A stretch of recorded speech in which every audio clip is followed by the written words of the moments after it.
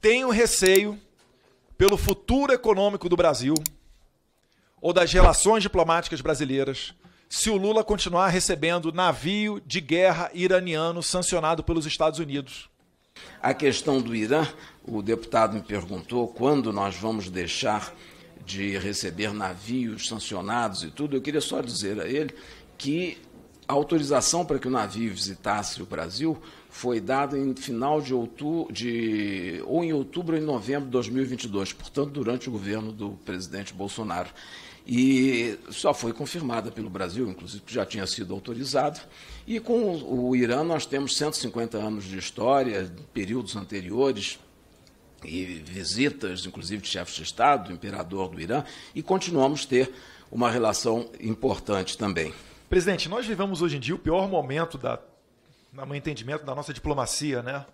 O Brasil, ele prega a democracia, está na boca de todas as autoridades do governo, mas não pratica ela. Me honra a minha amizade com o embaixador Celso Amorim. Trabalhamos juntos há mais de 40 anos em diversas circunstâncias, no Itamaraty e em outros ministérios, como foi o caso do Ministério da Ciência e Tecnologia, no governo do presidente Zé Sarney, sob a liderança do ministro Renato Acha. Em outras ocasiões foi meu chefe também, como ministro do Exterior, chefe de todos, enfim, pessoa que admiro e tenho grande amizade. Mas, voltando então às perguntas,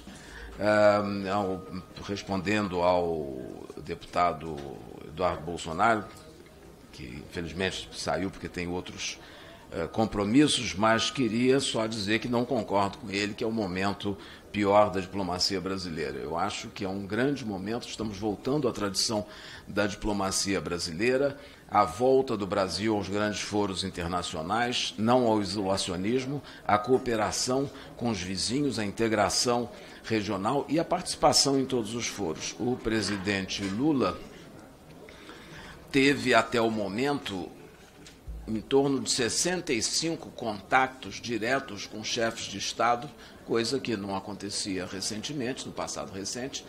Ele é demandado e é procurado por inúmeros chefes de Estado. Ele foi convidado este ano, para dar uma ideia da penetração e do contato que ele tem em todas as áreas, em todas as regiões, ele foi convidado especial para a cúpula anual da União Africana em Addis Abeba, na sede da União Africana. Esteve lá como o único convidado especial para essa ocasião, sendo muito demandado e muito procurado por todos os 54 chefes de Estado da União Africana, essa importante organização. O presidente Lula foi convidado, e aliás é o único presidente brasileiro que foi convidado 10 vezes para as reuniões do G7, 4 vezes no seu primeiro mandato, 4 no segundo e 2 vezes neste ano. Já está convidado para a próxima, que acontecerá no Canadá, cúpula do G7. Também nenhum outro presidente brasileiro teve esse tipo de contato e interação internacional, mas não fica por aí.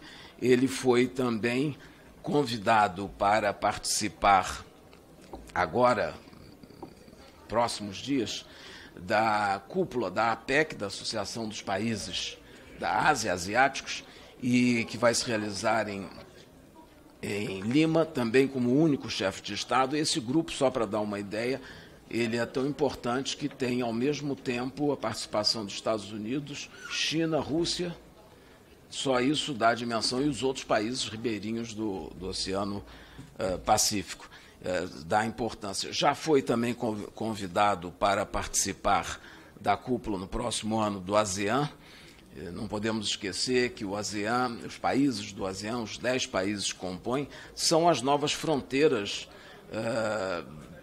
econômicas do mundo. O comércio brasileiro com os países do ASEAN supera o comércio brasileiro com a União Europeia. O presidente foi convidado, evidentemente, não fazemos parte dessa organização que se localiza do outro lado do mundo, mas pelo destaque, pela posição do Brasil e pelas bandeiras que são defendidas pelo presidente mostram o prestígio da diplomacia brasileira. Não é por outra forma também que vamos ter agora uma muito exitosa reunião, cúpula dos países do G20 no Rio de Janeiro, em que há um grande número de países participantes, são 21 países membros e mais os países convidados e organismos internacionais, todos solicitando encontros bilaterais com o presidente Lula. Infelizmente, não poderão ser todos atendidos justamente por falta de tempo, porque são 2 dias e há uma série de compromissos anteriores. Eu gostaria só, com relação ao G20, dizer da marca que o Brasil está deixando no G20. O G20 muda com a presidência brasileira porque foram iniciados muitas iniciativas que vão ser passadas para a próxima presidência, que é da África do Sul, e que vão ser duradouras na solução de problemas internacionais. E eu tenho certeza, inclusive foi criado pela primeira vez um G20 social, um fórum social do G20, com grupos de engajamento, com participação presencial de mais de 5.000 pessoas, que está se realizando a partir de hoje no Rio de Janeiro. Enfim, então, discordo que nós estejamos num mau momento, ao contrário, estamos num grande momento e o Brasil participa de inúmeros outros grupos. O presidente o Brasil é membro das COPs, das Conferências das Partes do Tratado das Nações Unidas sobre Mudança Climática. Infelizmente não está lá porque teve um acidente, realmente teve, eu estive com ele no dia do acidente e posso testemunhar que teve o acidente, não pôde viajar, mas está o vice-presidente da República representando o Brasil, muito bem, à altura, uma representação à altura, e isso mostra que o Brasil está presente em todos os fóruns. Não preciso mencionar a abertura da Assembleia Geral da ONU, que é um fórum mundial importante que o Brasil tradicionalmente abre. Enfim, eu gostaria também, então, de dizer, com relação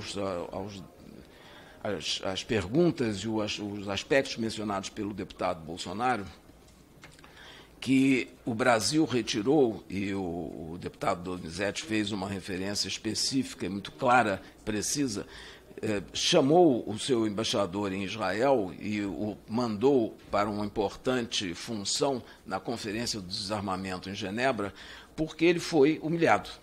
Ele foi chamado, primeiramente, para uma reunião, que é uma coisa absolutamente normal dentro da prática diplomática, para dar explicações sobre posições do Brasil e declarações do Brasil. Muito bem, ele foi convidado, isso normalmente acontece em um ambiente reservado, fechado, na chancelaria, em que o embaixador estrangeiro ouve, dá as respostas e depois volta e pede a sua sede que dê informações adicionais e manda também. O embaixador do Brasil em Tel Aviv foi de última hora avisado que não seria a reunião realizada na chancelaria, mas num lugar público, foi feito num museu público, e do lado de fora, na rua, o ministro das Relações Exteriores de Israel de então fez um longo discurso em hebraico com gravíssimas críticas ao governo brasileiro e à pessoa do presidente da República. Depois declarou que ele era persona não grata, coisa um pouco surpreendente, porque normalmente deve haver uma equiparação entre as autoridades. Um ministro do exterior está abaixo de um presidente da República e não caberia a ele, portanto, essa declaração. E nós achamos, porque depois houve uma reunião privada dentro de uma sala desse museu em que o diálogo, a conversa dele foi totalmente diferente.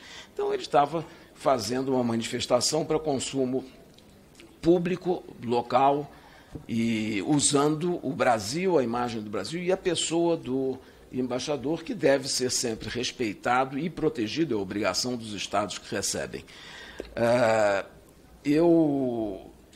Foi esse o caso e nós retiramos, realmente, não cortamos relações diplomáticas com Israel, temos lá um encarregado de negócios, que é um ministro da carreira diplomática, a embaixada continua funcionando perfeitamente, inclusive deu assistência à comunidade brasileira, que foi repatriada no ano passado pela Operação Regressando em Paz, em que vieram 1.500 pessoas, aproximadamente, entre o final do ano e o mês de janeiro, fevereiro, que estavam em Israel, na Palestina e na faixa de Gaza. Foi uma operação enorme, com grandes dificuldades, e foi assistida e acompanhada pela Embaixada do Brasil em Tel Aviv, sob a responsabilidade do encarregado de negócio, que saiu muito bem.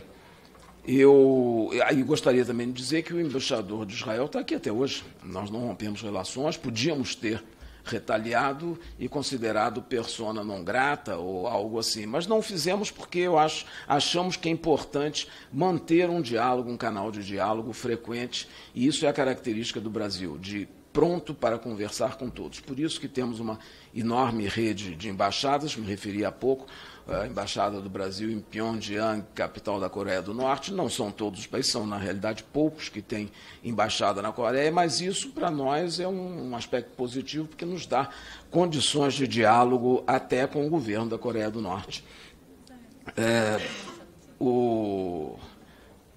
Depois, com relação às questões da Venezuela,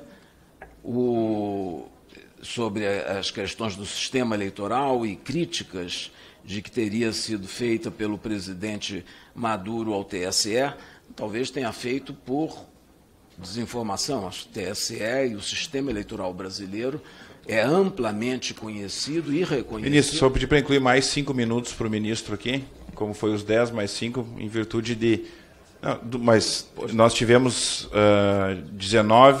25 minutos de pergunta para o ministro, então ele tem o direito de poder dar continuidade às respostas aí. Por favor. Serei breve. Então, só dizer que o sistema é reconhecido mundialmente e cabe ao Brasil, no sistema brasileiro, cabe ao TSE declarar o resultado das eleições.